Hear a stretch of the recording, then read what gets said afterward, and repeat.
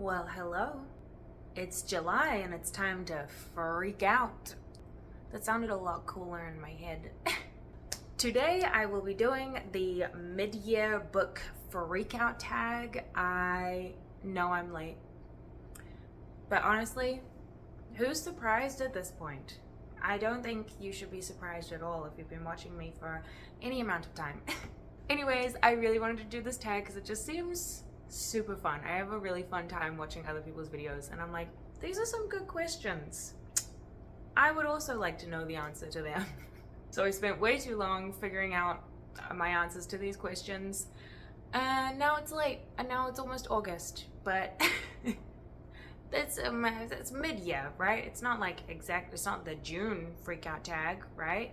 So I think this counts as mid-ish of the year. Also, my last video was a haul where I spent basically the whole time complaining that I didn't have Yellowface and I didn't know where my copy of Yellowface was. And then as soon as I finished that video filming, I walked into my office and realized there was another package that just wasn't with the other ones, and I just had forgotten to pick it up.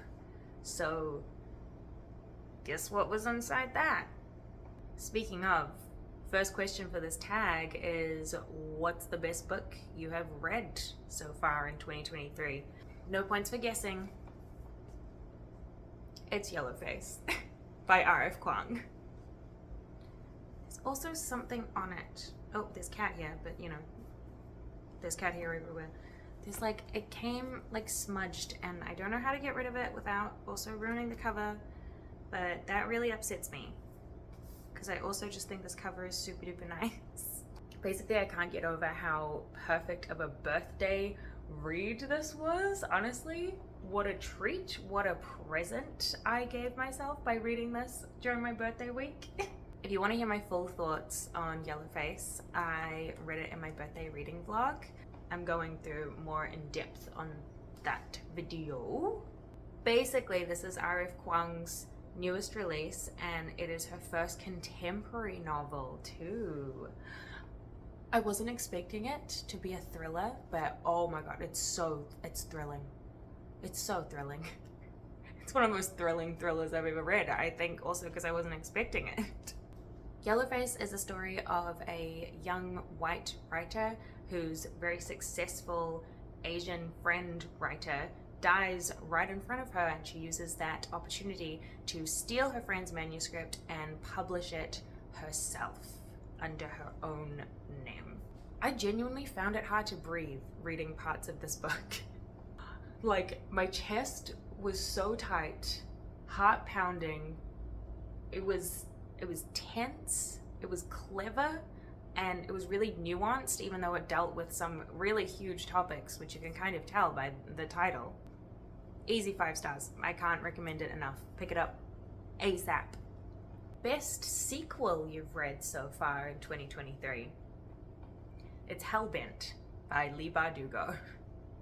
And I don't think this will come as any surprise because I have sung Hellbent's praises before, and I get so excited every single time I think about this series. Hellbent is the sequel to Ninth House, and it follows the story of Alex Stern as she's kind of navigating these secret societies at university with all this like intense dark black magic and everything. It's very Wiccan, very spooky magic, and I think it's one of the first urban fantasies that has really like gripped me. I'm usually not a huge urban fantasy fan, but this one also leans heavily into like elements of mystery, and it feels like you're kind of solving a puzzle or like the crimes alongside the characters, and I really enjoyed that. It surprised me a lot because I love a good mystery, and I haven't really seen a lot of books that mesh fantasy and mystery together. Yeah, you boo.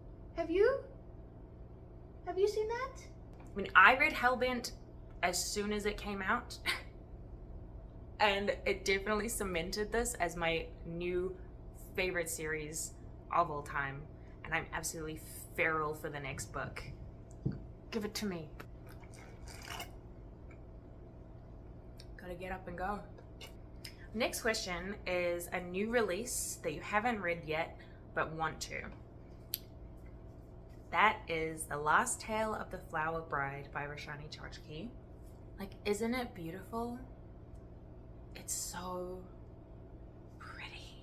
I got really excited by this one and bought it for way too much money as soon as I saw it in the store. I think I first heard about this book from a With Cindy video where she was talking about the most anticipated reads or new releases for the year. I was like, yeah, that sounds mysterious and cool. Hi, little cat. The premise sounds like very intriguing, like kind of like a dark fairy tale gone wrong sort of thing. Mystery, maybe this is another mystery and fantasy sort of genre crossover that I'm getting distracted by the cat, that I'm looking for. What are you doing? What are you doing? There's not enough room for you up there.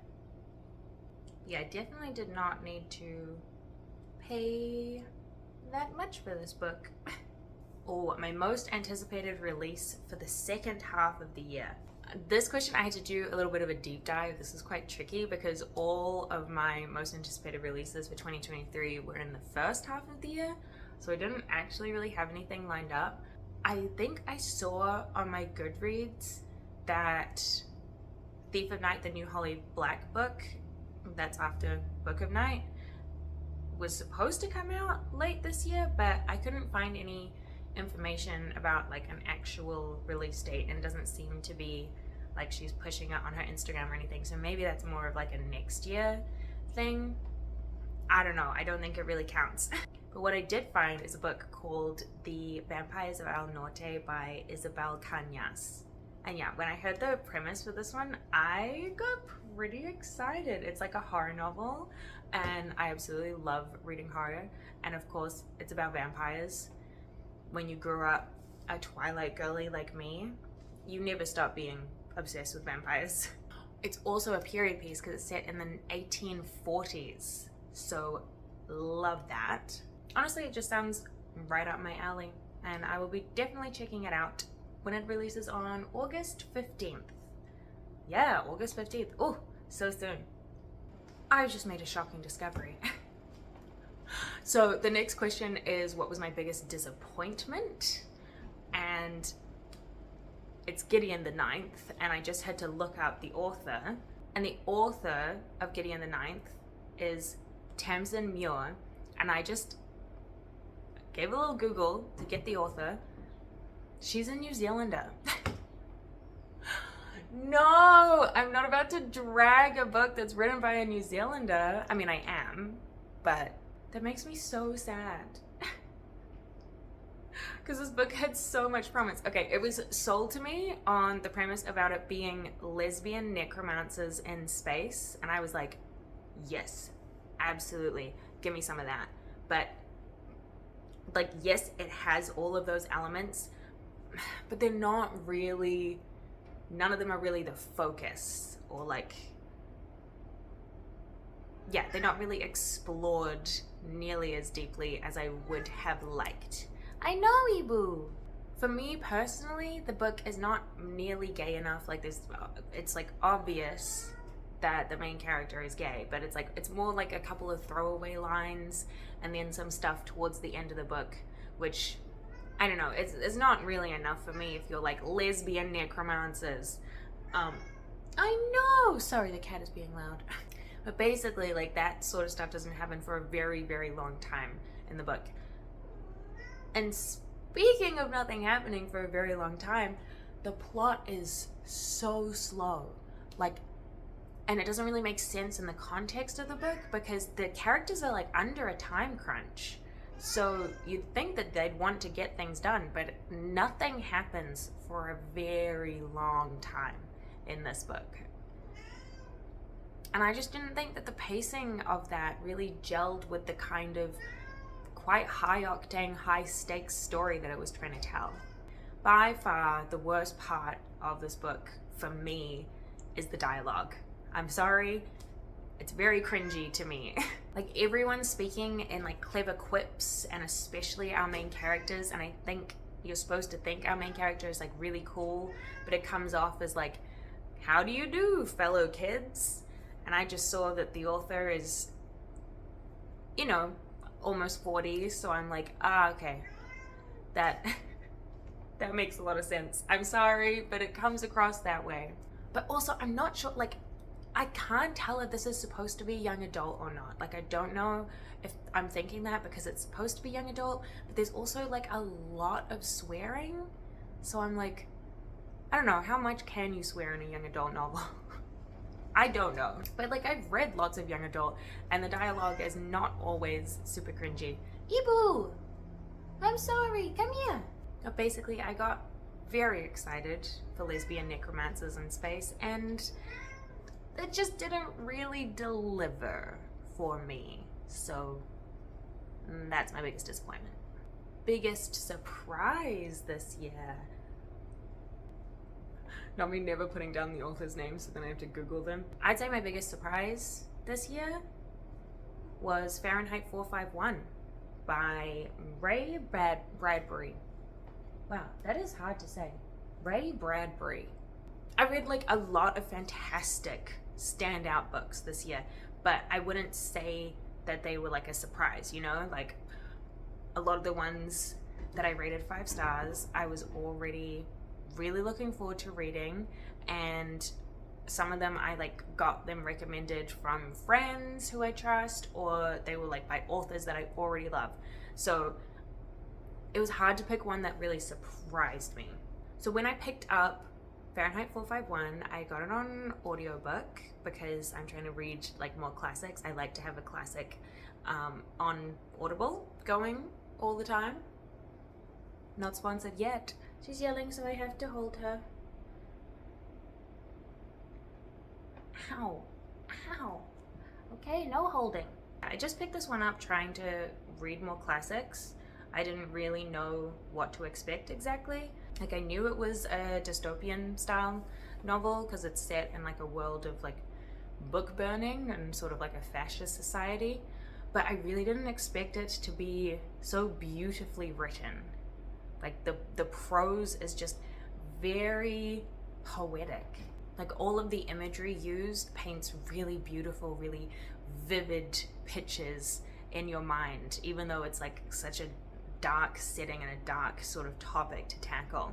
And I really like that because I think it shows that it's clearly written to be a message of hope for those struggling during dark times. And it was just really nice to have this message of like,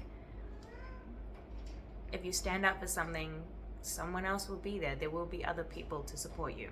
It's a really beautiful book and instantly a highly recommended classic. Ibu! Why are you yelling? I'm sorry, she's yelling so much. New favorite author. I'm gonna pick Coco Mellors. Because I read Cleopatra and Frankenstein this year after seeing it being recommended by absolutely everyone and recommended absolutely everywhere. And it just made me want to read, you know, Coco Mellors' grocery lists. And that's what I would read those. There we go. That's probably a classic Goodreads review. But yeah, it just instantly put her as one of my new favorite authors to watch. Ibu! I think she's got a new book coming out next year. I'm so excited. And I've seen like many comparisons to Sally Rooney, and I get it, like they write in the same sort of genre, they write very unhinged characters, but I genuinely think that if you don't like Sally Rooney, you should still read Coco Mellors and you might really like it. It's a very, she's different, you know. I see the comparisons, but it's still different because I know multiple people who don't like Miss Rooney but do like Coco Mellors, do like Cleopatra and Frankenstein. I promise I'm not abusing my cat.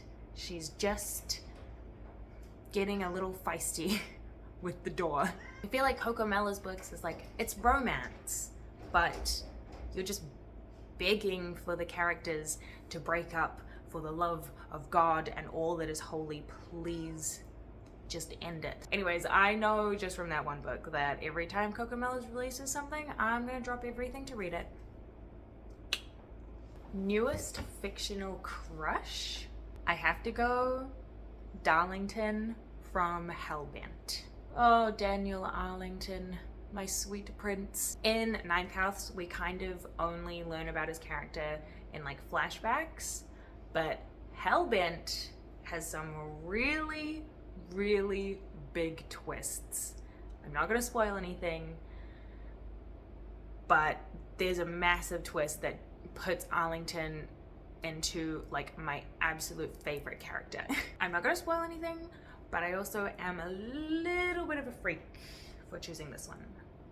If you've read it, you might know why. I found it hard to pick fictional crush. I was like, I don't really think I get a lot of crushes from books often. And then I remembered Darlington and I was like, oh yeah, he could get it. My newest favorite character, it's gotta be Glorion from A Day of Fallen Night. Now, I've talked a lot recently about just how much I love all of the characters in this book. And like, let's be honest, you can't expect me to spend 800 pages with them without picking a favorite. Glorion is a character that I find very relatable just because we spend so much time with her and like in her head, and you really get a good sense of like her full psyche and everything. She's got a difficult relationship with her mother, and she's got so many expectations on her for being just 16, but also we see her doubt herself. You know, she's not like an instant badass, you know, Mary Sue type that can just do everything instantly. You see that she has like real struggles and like real internal struggles with her place in the world, with being like this princess and expected to become a queen, but also just being a regular human. And like all of the amazing things that she does in the book, they feel earned because of that, because she goes through all these struggles and you get to read about it. You feel like she really does have to rise above it in order to get everything done that she does. No spoilers, but she's amazing. Yeah, like she's not like born the strongest woman ever to exist. She has to like find that strength within her. And I think that's really nice. Like, I really loved just reading about her journey, and I would definitely read more if there were any more spin-off books, especially following Glorion. Oh no, here we go. A book that made me cry.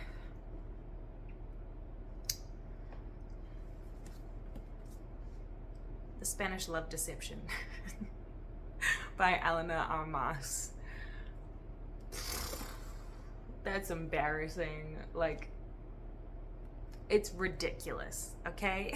There's nothing sad about this book. Let me just put that disclaimer in. There's nothing sad about this book. It is a silly little rom-com that's really fun. You know, it's got a little bit of enemies to lovers, like very fake dating sort of thing. You know, your classic tropey, fun romance. So why did I cry? Why did I ugly cry at many different points of this book? The answer, I was lonely. I read it when I was like super lonely and vulnerable feeling, and so like all of like the sweet sappy moments just made me like break down and like sob. Because I was like, I'll never find anything like this. I'll never find true love ever. It doesn't exist.